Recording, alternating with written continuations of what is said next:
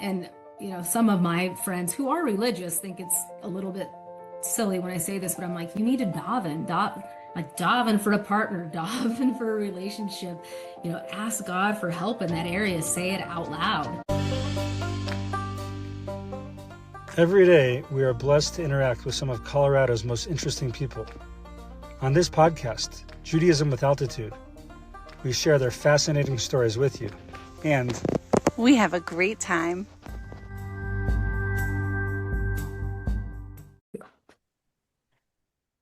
Hi, we're so happy to be back today, and we have an amazing guest to introduce you to. Barbara Moskowitz is, where do we even start? First of all, let's start with career. Barbara Moskowitz is a director of a nonprofit, which is very cool. Maybe we'll get to hear a little bit about it more.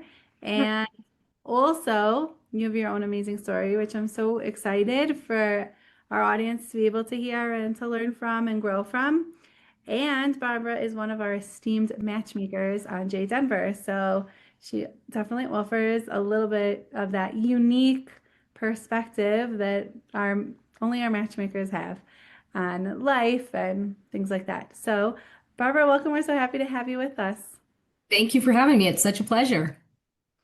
Amazing. Okay, so let's just get started. Let's dive in. Can you share with us a little bit about your background before discovering Judaism and just like lay the foundation for us? Sure. I don't know how much you want, but I'll just start from, I was born in Laramie, Wyoming. I know there's a Chabad there now, which is really exciting. So born in Laramie, Wyoming, and I lived there until high school. My parents raised us Catholic. I have four siblings. And two of them did grow up going to Catholic school and were confirmed, which is, very similar to, I would say, a bar mitzvah and bat mitzvah. My younger sister and we did not. I went to Catholic school through second grade, and then we moved kind of far away from the school. And so my parents opted to put my sister and I into a public school at the time. So really just after that, went kind of through the motions. And even during that earlier time, we didn't attend church much. We didn't learn about, the Bible at home. There was really no connection to it. It was, maybe for an event of some sort, a wedding, funeral, something like that. But otherwise, it was really just, not really a big part of our life. So that's where I started. And then from there in high school, lived in Southern California and went to college, partially in California and then in Texas. Married my first husband who was in the military, and that was through a Presbyterian church. But again, no real connection to any sort of faith. We would attend a non-denominational church at times, but again, no real connection or learning or part of our home life. So. Okay. Then what first drew you? Like at what point was it that brought you to Judaism? Was it a person, experience, something? Yeah, so it was definitely a person and experience. When I was newly divorced, a boss of mine and also a good friend invited me and my daughter to a Friday night dinner. And that Friday night dinner, I don't know if I can say names on the podcast or not, but it was, if that's okay, it was the Bulows. And back then, and this was 2017, 2018, Gitti always hosted such huge meals at her house on Friday night. So the community immediately attracted me to Judaism, just everyone coming together every Friday night. And so that was really kind of the first first experience I had with it. And it was so fun to me and just a beautiful experience that, she kept inviting me back. I had my daughter every other week, so I was often alone. And so that was my first experience with Judaism, was just attending a Friday night dinner in the Orthodox community. What was I'm just curious to hear more, what was it particularly about the dinner? Was it different from anything? I don't know, we do Friday night every week. It's so nice to hear sometimes. Was there a secret? We want to replicate that for people. Yeah, I'm sure it differs for everyone. So for me, having not been part of that community, I absolutely loved the tradition. I did not grow up that way where you are giving thanks before you eat your meal, or, you're just the tradition of even saying Kiddush and then washing and then Hamotzi and the order of everything. So that really resonated with me. I loved learning that immediately, and I do love learning. And so then my curiosity was just piqued. I was like, I need to know more about this. And then, what happens on Saturday and nobody works, and then you walk to shul. And so quickly all of that just was, it was exciting to me. And again, you're right, you do it every single week, and most people now will say oftentimes it's so much work leading up to that, which I do get that now, but it still is just beautiful to me. Wow. Was there a certain point then when you were going to those dinners where it it like switched, like something clicked, not just like this was so nice or what a cool cultural experience, but this is my path? I think it was, again, more of the tradition. And then I started becoming closer friends with other people in the community, other women. And I started, again, on Shabbat, I would mostly keep Shabbat, even though I wasn't Jewish at all. My friends were at shul. So, well, I might as well walk to shul. I had lived in the community and I was close by. And so that, like, from that point, I really told myself, like, I think I need to explore this, further and see what I'm missing. Like I knew when I got divorced, I didn't have a community at all. My friends were not involved religiously in anything. And I always knew there was something bigger than myself, but I wanted to just explore more and find out what that was and why it resonated with me so much. So that's kind of how everything started. Sure. What was your family's reaction like? Because it's so different from how you grew up, your family or your other friends. Yeah, so what's interesting about the family aspect of it is they weren't, there was really no reaction at all. And I think, like I said, because they really kind of went through the motions as well as part of their own upbringing. It wasn't, even having gone to church, I can't tell you anything that we had learned from the scriptures at the time or anything like that. So it was really just something you did. Um, so there was no reaction at all. My dad had already passed away at that point, so it was really just my mom. But an interesting twist to it was, and we can get into more of it later, but when I started going through the first conversion process, when I had met with the based in, they ask a lot of questions, grandparents, who they are, what their names are. Well, my mom's father, his name is Levi Ephraim. And so, they were a little bit, their, eyes kind of lit up just like yours did. And they thought that was fascinating. Had me tell them a little bit more. And so then I went home from that meeting and I told my mom about it. And again, she wasn't really, I wouldn't say she was uninterested in what I was doing, but my younger sister had also explored different religions throughout her kind of growth in life and didn't really stick to nothing really stuck with her. She did look at Judaism, but anyway, when I told my mom about all of this, my mom said, well, your Grandpa Levi would play with dreidels with my brothers all growing up. And I said, I have never heard this story. And she's like, yeah. Well, then I tell her a story about going to a upsharon in the community and what that is. She's like, oh, well, your Grandpa Levi cuts all the boys' hair at 3 for, that's what he did. He was like a barber in addition to, worked for the railroad and all these other things. But that was a tradition our family had. For every single boy, he would give them their first haircut. All the boys were circumcised. So it's a much longer story, but I ended up connecting with somebody in the community that I didn't know was part of the community after reading a book called, see, I have it up here, My 15 Grandmothers. So I read about that, connected, and it's about, I think, crypto Jews. And so that was, again, all of this was interesting. And I ended up meeting with a religious studies professor from the University of Wyoming named Seth Ward, who goes to Eidos, and I had no idea. So we end up having a Zoom meeting, and he gives me all of these resources to research and figure out if my ancestors who were from Spain, who may have possibly then been expelled to Portugal, who then ended up in New Mexico. So I'm still working through all of that, but I think for some of my family members, I know my aunts on my mom's or my mom's cousins, they were not surprised at all that this was something that I was attracted to because they apparently were as well. So it's all still a learning, but it's been really fascinating to explore. And if it turns out that my mom's father wasn't Jewish, I'd still be okay with that because I know I am on this amazing path and have been very excited about it. Wow. What a cool story. It's Thank you. amazing. Yeah, it's fascinating because my aunt even sent me apparently my grandfather and his brothers made wooden dreidels that those was what they used to play with their kids. So my aunt has kept them. She's not giving them to me, but she showed me pictures of them. So it's really fun to see. Yeah. Wow.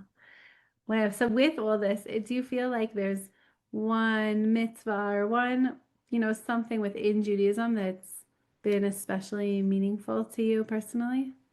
I would say Shabbat because it's community, it's thanking God for, everything that entire day, not asking for anything. So keeping Shabbat has been really, I'd say, the most meaningful and most special part of all of this. Yeah. Wow. Interesting. Yeah. Yeah, no, I think in the world we live in, it's just so many people, I think, resonate with that one specifically. Thank you. Okay, this one feels a little personal, but you okayed this. So, your relationship with God, how has it evolved since you became Jewish? Since you became Yeah. Jewish? So like I said earlier, I feel like I've always had faith in knowing that there was something bigger than myself. But I think now through learning Torah, keeping mitzvot, being part of a community that lives its faith, um, I've come to see God as not like an abstract idea, but as a constant presence in my life. So my faith has really grown stronger.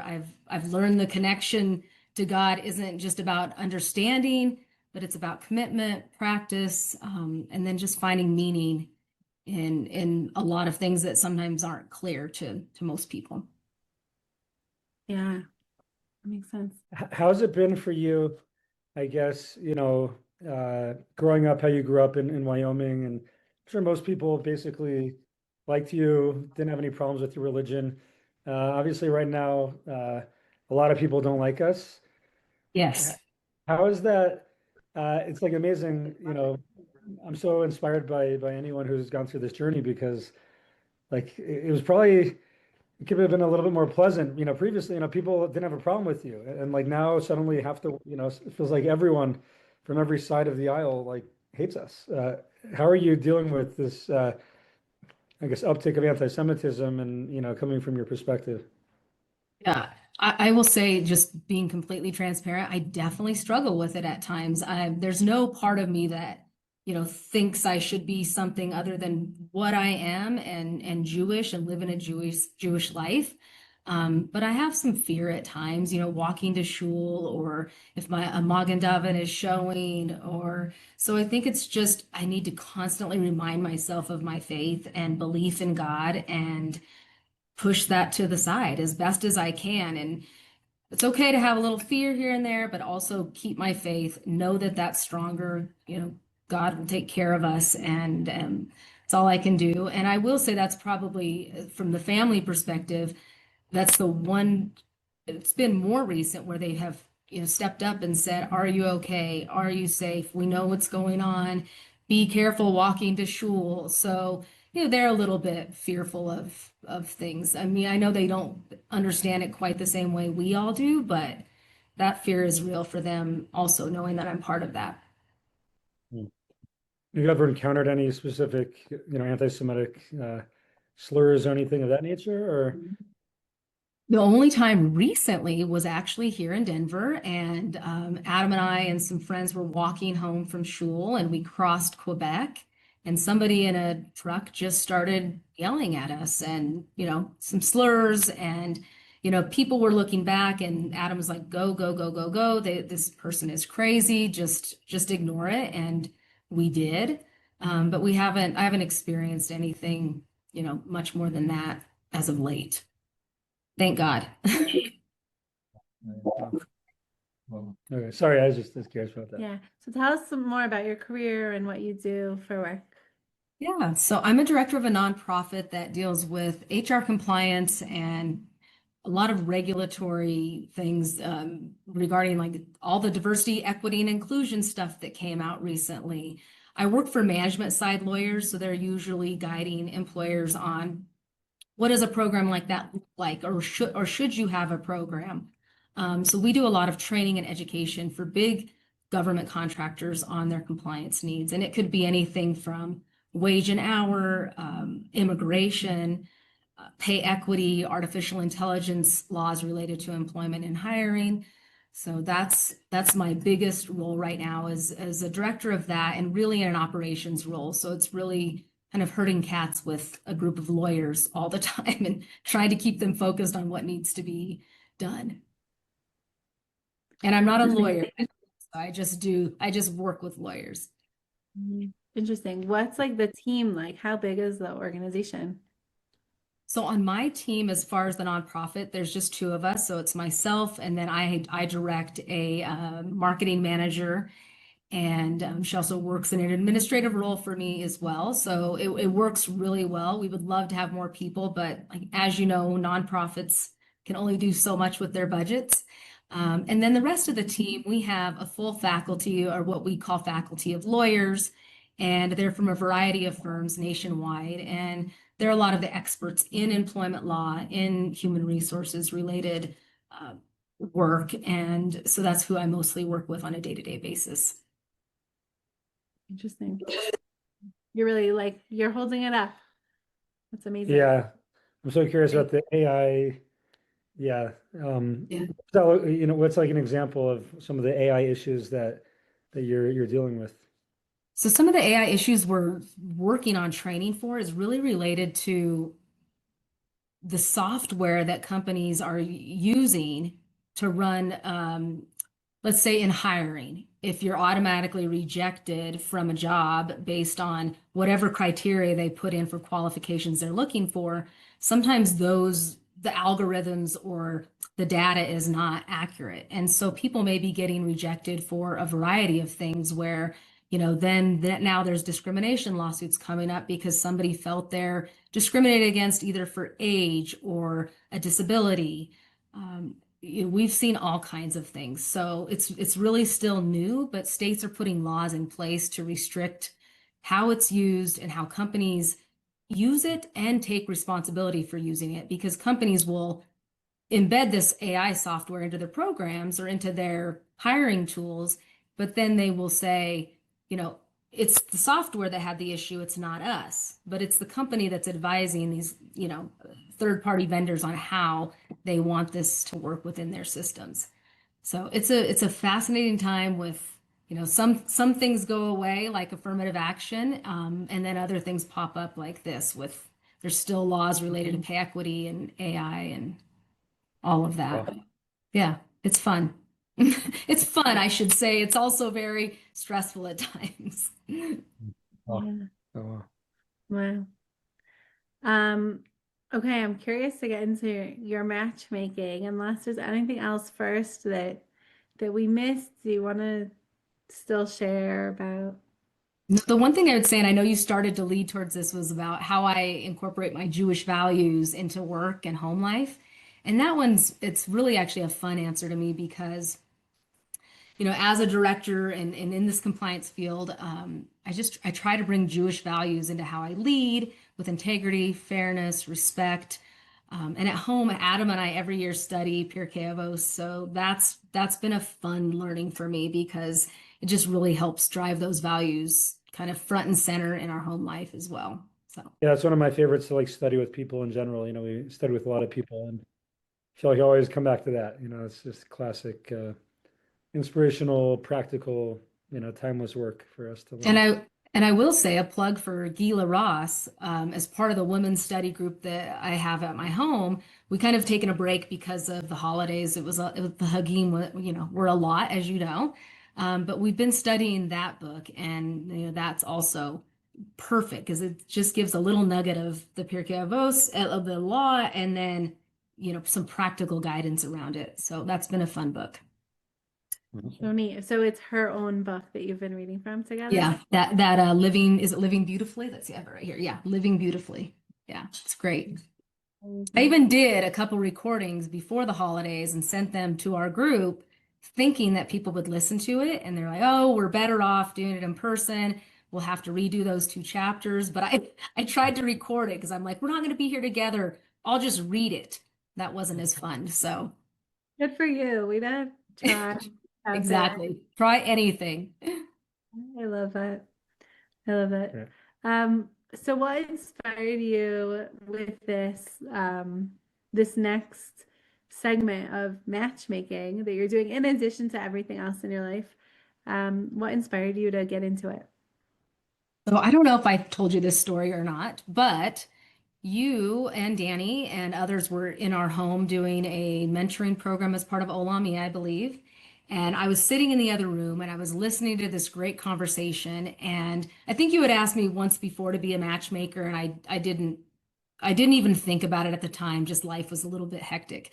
But I listened to you all having this meeting and having these inspiring conversations that I told myself in that moment that I wanted to do something. I wanted to do something more and in help in some meaningful way. And right before you all left, as everyone was cleaning up, Sarah, you asked me if I would consider being a matchmaker. And then I was like, this is like Hashem, perfect timing. I just had to say yes. It was like I had this thought, I wanted to do something, and then you asked me. So that was what inspired me to join and try this out. And I think I've done it almost a year now. Wow, Wow. that's really About a exciting. year. We I think about a should tell. year. Yeah, I remember that night so clearly, like how you opened up your home and so graciously, and we have this huge table of people sitting there. And right, there was so much going on. And then just at the end, I'm about to leave, and like you come down the stairs, I'm like, Barbara was here. Like you have so much to give, you have so much to offer. Like, let's connect. Yeah. Thank you. Yeah, it was a fun ask, and I'm so glad that I signed up to be a matchmaker, even though it's challenging at times, and we can talk about that, but it's worth it for sure. All right. Wow. How many people are you working with? Do you know? I think I have 37 or 38. Wow. That's big. Not all locals. Some, I have a couple, I think, in LA and one in Atlanta, Georgia, some in New York. So they're kind of spread out, but most of them are in Denver and all ages as well. So I think, as young as I'm thinking around 25 to I think I have a 77-year-old. So it's a lot, but it's interesting. The variety is what helps, I think, for me. Mm, Wow. that's interesting. Yeah. Yeah. So what's your process like when you take on a member for matchmaking? Yeah. Yeah, I don't always do a phone call, which I know is what's recommended. A lot of times, I've tried and people seem very busy and, they want to either just text or send messages in the app. So I really kind of leave it up to them. I offer that, and then if they say, yes, in a couple weeks or give them a timeline, sometimes it happens, sometimes it doesn't. But I try to meet with them, find out what they're looking for, hear a little bit about their backstory, and really just go from there. And then, I always tell them, like, based on what I've heard, I think, I've got some ideas. So I'll start to send some your way. And if I'm completely way off base, please let me know. So it's really just try to open the lines of communication early on. Very nice. Very nice. Well, yeah. Have you had any matchmaking background before getting involved in JDenver? I have not. I've tried. I've made some, I would just say general matches with friends that, I've met somebody that I thought would be a connection with a friend.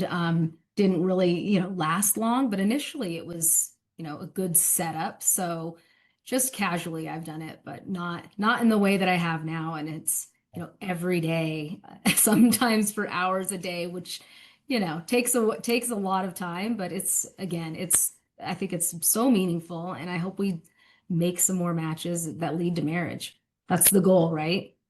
Yes, Yeah, absolutely. Wow. totally. I'm just curious because a lot of people ask about this when they're first signing up for the website because the website that we work with is so diverse, where we have access to such a huge range of people.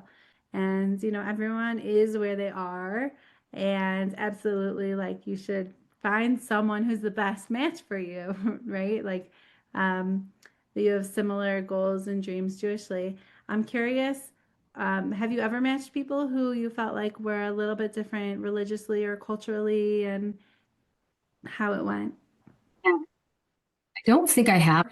I try not to do that. I do think that if they're, if somebody's traditional and conservative, or somebody puts in their bio that they're open to someone more religious, or they, or they're not, like I try to be mindful of that, but I have not matched anybody too far that's, off from their own, whatever their own connection is with Judaism.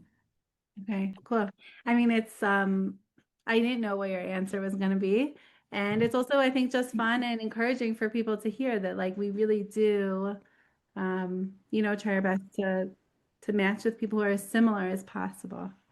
Yeah, absolutely. I think that's the part that most people don't understand as part of this process, is that we're really taking the time to read through their bios. So what they put in there on their application, it's important to us so that we can make the best match possible.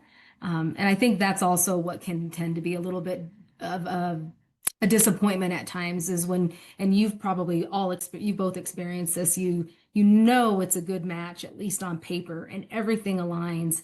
And you've done all that work to just get them there. And then either one accepts the match or one doesn't, or they both do, and then they never do anything with it.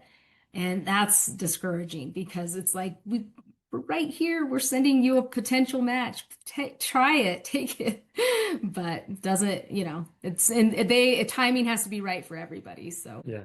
And do you have any specific like feel good success stories, making matches that like give you encouragement, in those harder times? I think it's really the ones that seem to be more open-minded. And I've seen it more and more when so many people get matched so many times that it doesn't lead to anything, a future for them. They start to get a little bit disappointed, but then they also are more encouraged to be more open-minded. Like, okay, let me take a second look at this person. Or if somebody is so adamant about not wanting to travel to meet somebody, sometimes that then shifts as well, because they realize that, like, the Denver pool is much smaller than elsewhere. So if you are willing to just travel or look outside of Denver, hoping that, they bring their match back here eventually, that would be amazing. But just being open-minded enough that's been encouraging, like seeing them be more open-minded to the potential of meeting outside of Denver. Beautiful.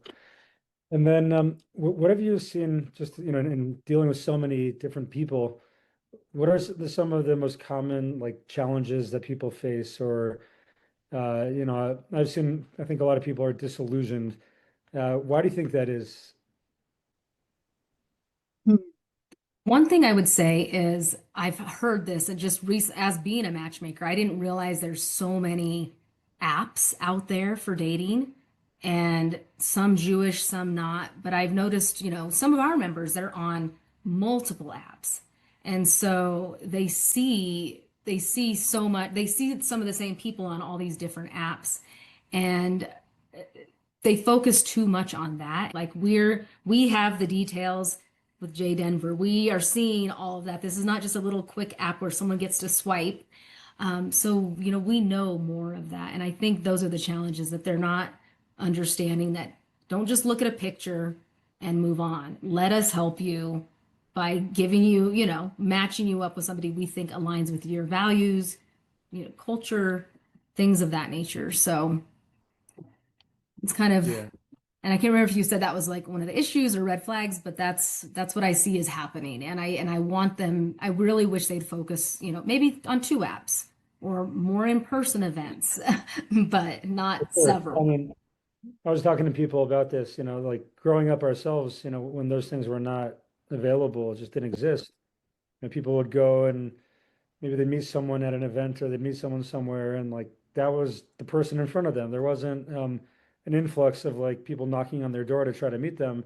while they're in the middle of talking to someone, specifically. So it's a completely different landscape now, than when we grew up. And yeah, it just seems very, very overwhelming, and people are just bombarded with always knowing that there's more options available. And if there's any little hiccup or struggle, well, there's another person looming, just one swipe away. Right. I found that's a challenge. Have you found that you've been able to inspire people to, okay, yeah, I understand you saw this person on whatever app it was, but like I really think you should give it another go based on what I'm seeing, on JDenver. Have you ever seen that worked, or they're kind of like pretty adamant that they're not? One time, I've had one woman that said, I saw him on this app. I didn't like what his profile said, and it was something silly. It wasn't anything, major. But she said, I just don't know. And I said, okay, based on everything I read here, I would love for you to have one phone call. And she did, and then they actually did go on a date, and she called me afterwards and she said, so he's just really not for me. And I said, that's okay. Like, I'm so happy you tried. And that's the encouragement I really try to give members of all ages. I mean, you would think, young people are more particular than the much older, but it doesn't. I think it just runs the gamut. There's issues across the board with everyone, and I think it stems from having to be vulnerable, that fear that comes with vulnerability, and I know what that's like. We deal with that in, work and life and our families, but with a relationship, to me, it's too important to not allow yourself to be vulnerable because ultimately you don't want to be alone forever. The people we're working with, they want a partner, they want a family, and they say it all the time.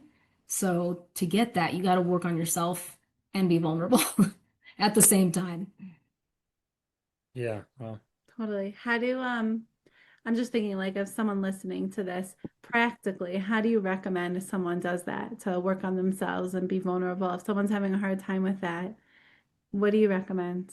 Yeah, I think there's several things. I mean, one, and some of my friends who are religious think it's a little bit silly when I say this, but I'm like, you need to like daven for a partner, daven for a relationship. Ask God for help in that area, say it out loud. But I also think for some, they actually may need therapy. I don't think everyone does. I think sometimes therapy is, everyone just, it seems like an easy thing to recommend. I don't think everyone needs that, but therapy could come in different forms as well. Journaling, speaking to a rabbi. You both mentor young people. I think sometimes people don't reach out to the right people in their community. They may ask another single friend for advice, and that's not always the best advice. I've said that for people getting divorced. Sometimes your single friends don't know what that's like. So maybe ask other people who have been divorced, or, ask experts in other areas that can help you in what you're looking for versus just your same single friends. So my advice is, therapy, meditation, davening, journaling, learning Torah. There's plenty of things out there about relationships and, Torah that they can learn from. So, Yeah, it's beautiful. It's really like it's a very holistic approach, that sometimes what you're giving, the answers are really within. mhm. You have to connect to it.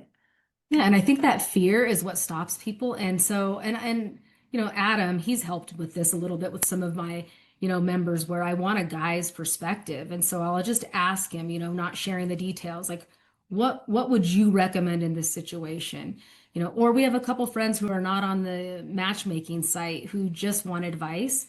And I've always said, like, I think sometimes having a little nudge from somebody else to push you further along is helpful because you get stuck in your head and get stuck with the same old advice from people that don't have any experience with dating or marriage, that you have to help nudge other people in the right direction. Yeah.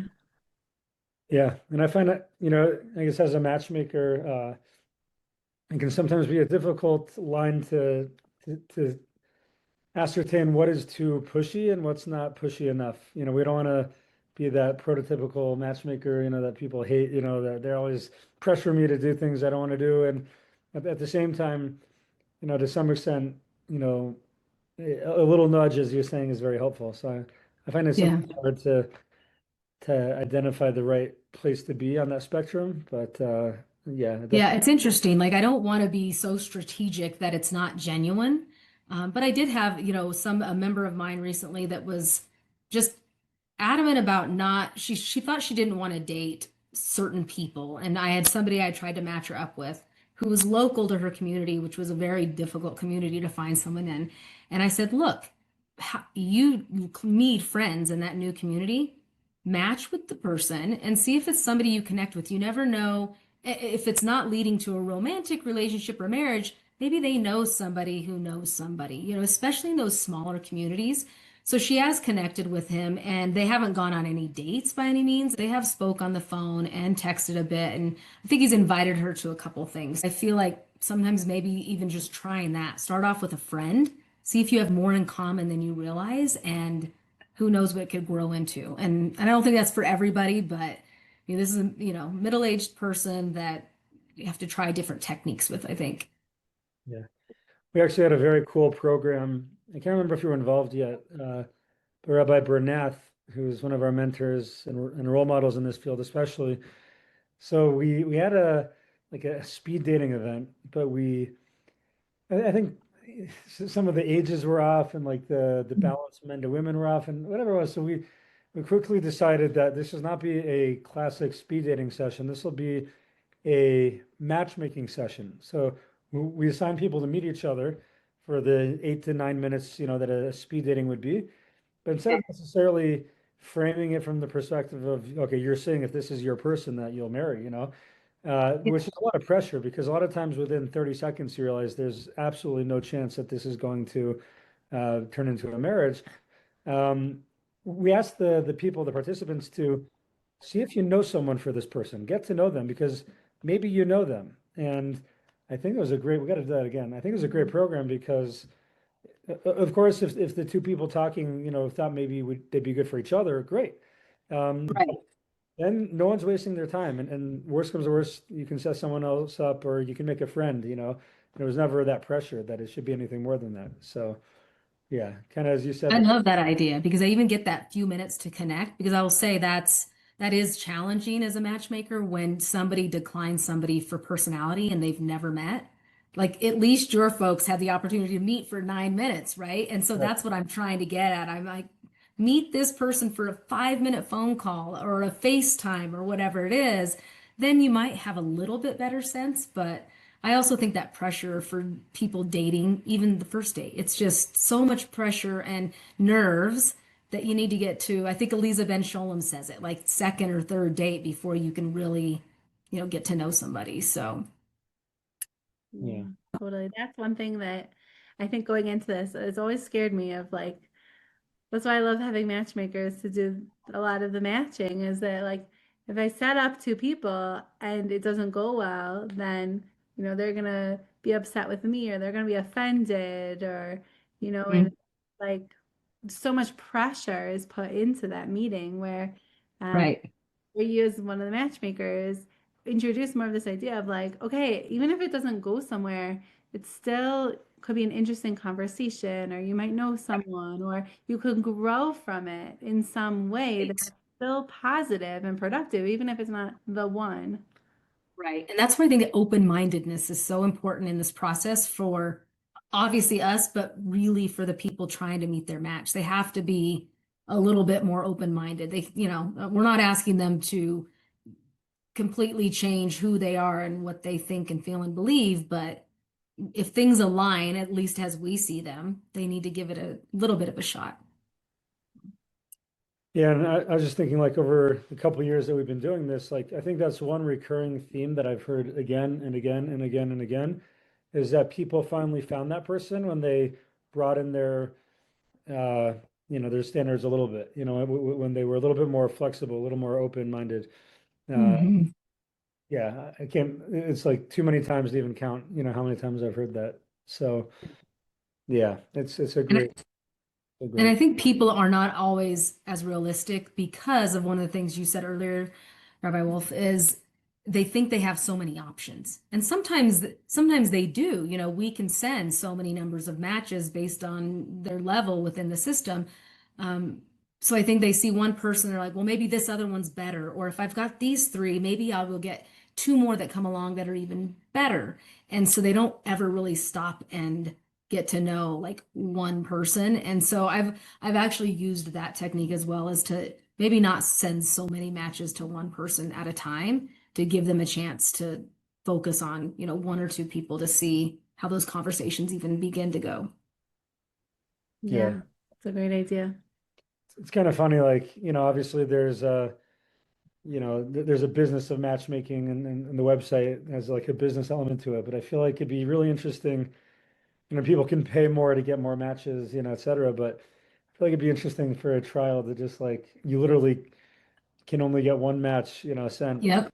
per week, and You make the most of it because you got nothing else that week. you got nothing else. Yeah. And again, it's kind of like, not just with matchmaking, but with my move to my dumb phone, like I'm learning about like dopamine and like the apps, not just dating apps, but any app, Instagram and TikTok, like they're designed to figure out like when you need more stimulation and something more to, check, and check your email again, check your WhatsApp again, check.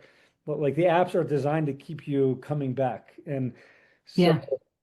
just a slight irony, I guess, in the dating apps in general. That on one hand, they obviously, I think, would like to see you get married and be happy with their services, but on the other hand, that puts them out of business to some extent. And people find their Yeah. spouse, that's one less user to sell advertising for. I'm saying, like, it's an interesting concept, but Yeah. I really think, like, yeah, it seems very detrimental how many options people have. I agree. And I think it's that instant gratification that we all have from our phones and computers and anything we can look up and Google, and some of that has been lost with, like, that's what I love about our dating site, is we are encouraging people to meet, almost immediately. Go take someone to coffee or have a FaceTime, or you shouldn't be doing everything through texting on an app. And so I think that's another issue when some people meet, is they just want to text a lot versus having real life conversations. And that's the part of dating. Like, we can do the setup piece, but I would encourage people, go meet in person, see how you interact with each other live. And that can help a lot. And I think, I don't know, maybe it's been since COVID that that shifted a lot, and people are just home more and away from, they don't want to do as much out there, but we've got to get back to that. 100%. Totally. I was just gonna ask, and I think you alluded to this, but someone's listening and like they're just extremely discouraged. They've been on hundreds of dates, and like they just feel like out of hope, God forbid. Like, what would you tell them right now, to our listener? Yeah, I mean, at one, I would say you can take a break. You don't have to, keep dating, and just take a little bit of a break. I don't know what that looks like for them, if it's a month, if it's 3 months. If somebody is going on so many dates and they're not leading to anything, and whoever they're being set up with, others may think is a good match. I think I'd want to ask a little bit more about, why, what is that? Why are these dates not going anywhere? Is there something that, could a person be really set up with a bad match that many times? Probably.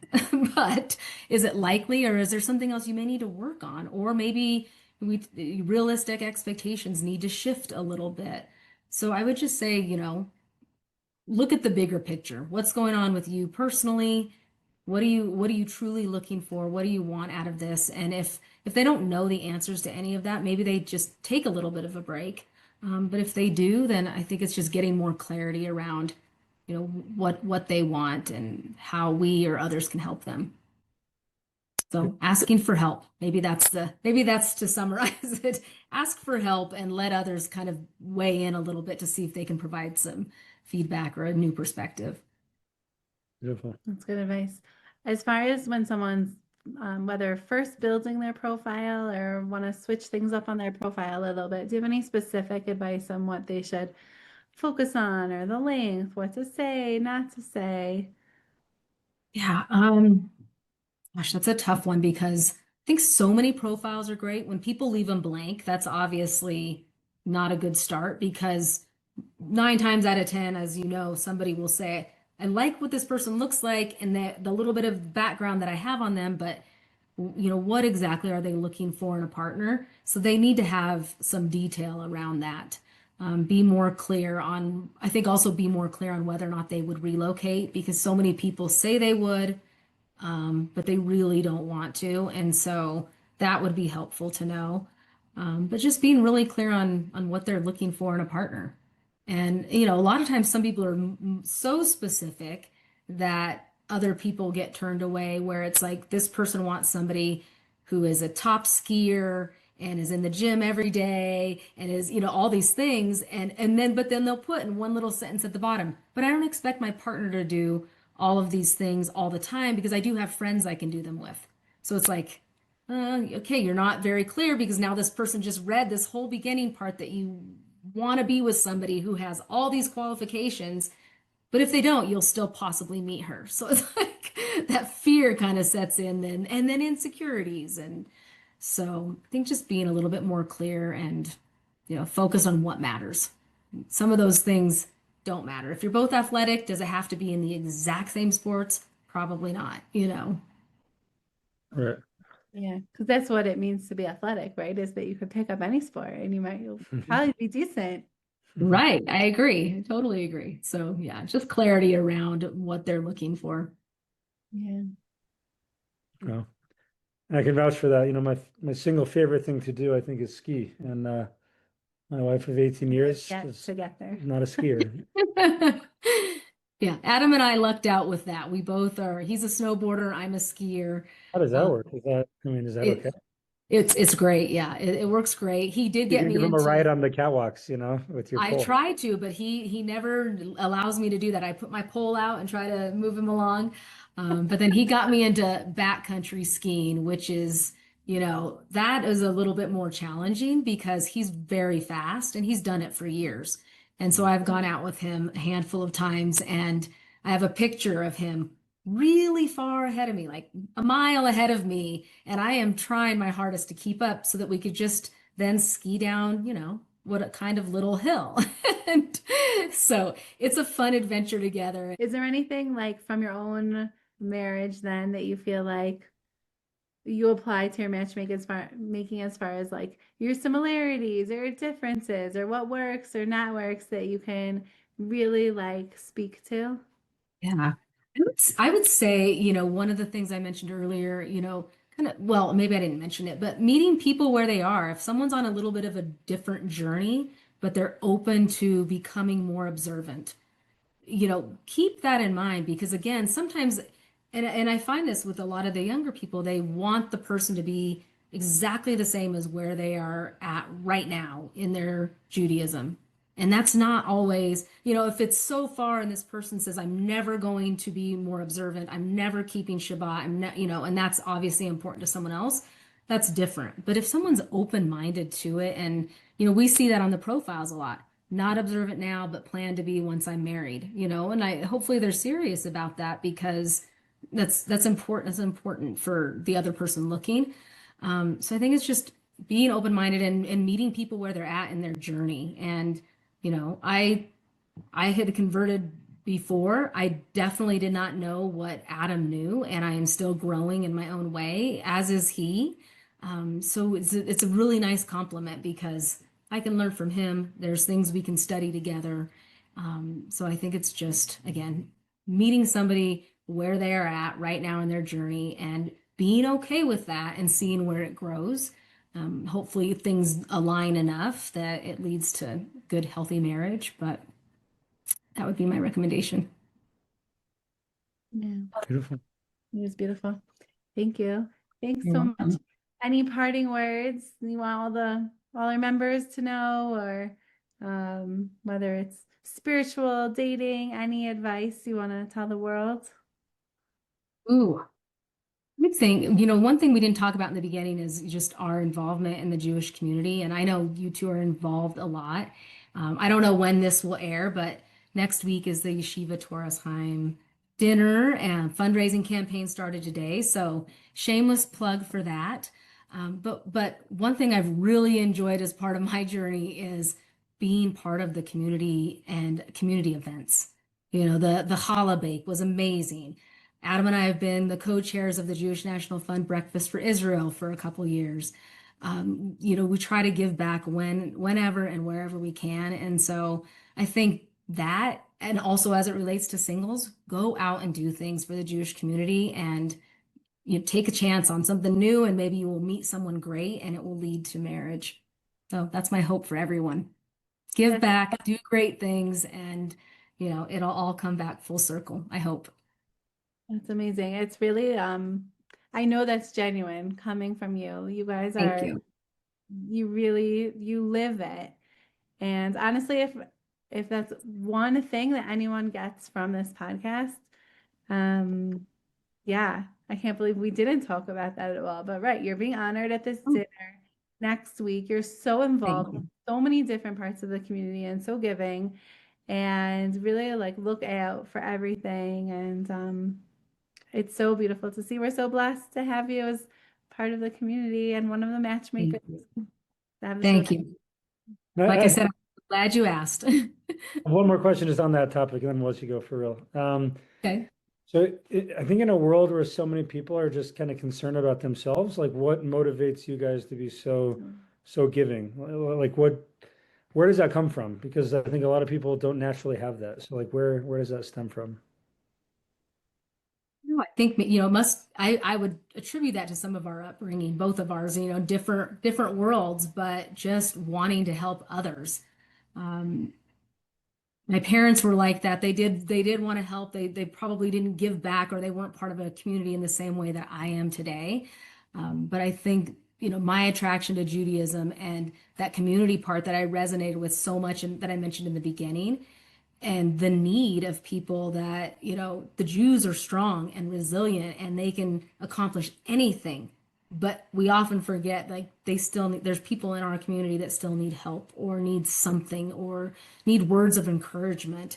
And so it feels good to be able to do that and give back. And, luckily we have most of the time the means and the resources to help in that way. So it's an easy thing to do. Adam always shares a story that I think it was his dad told him growing up. When we get we call them door knockers, but people coming to look for donations, he said his dad always would say, we are blessed to be on this side of the door, that, we can help in this way. And so don't ever stop doing that.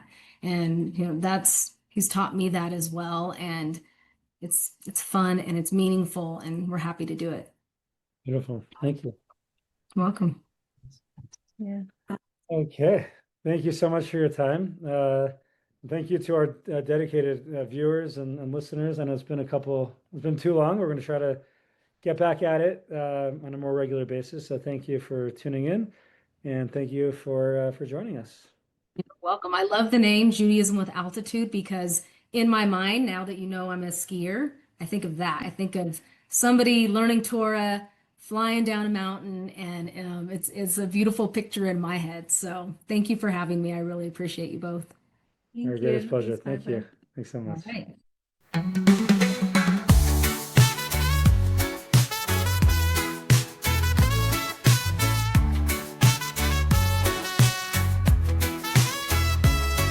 Oh, Sara and Danny got that vibe so true. Talking love, we're talking faith. At a higher view, From betting games to Torah flames, yeah, they break it through. Judaism with altitude. The building rhythm, feel the spark, shining bright when times are dark. They lift you up, they keep it real. Jewish soul you can feel. So they in, don't let it wait. Sara and Danny elevate. Judaism with altitude. Catch you next time, keep it good. Feel the rhythm, feel the spark, shining bright when times are dark. They lift you up, they keep it real. Jewish soul you can feel. So tune it in, don't let it wait. Sara and Danny elevate. Sara and Danny elevate. Judaism with altitude. Catch you next time, keep it good. Catch you next time, keep it good. Catch you next time, keep it good. Oh, Sara and Danny got that vibe so true.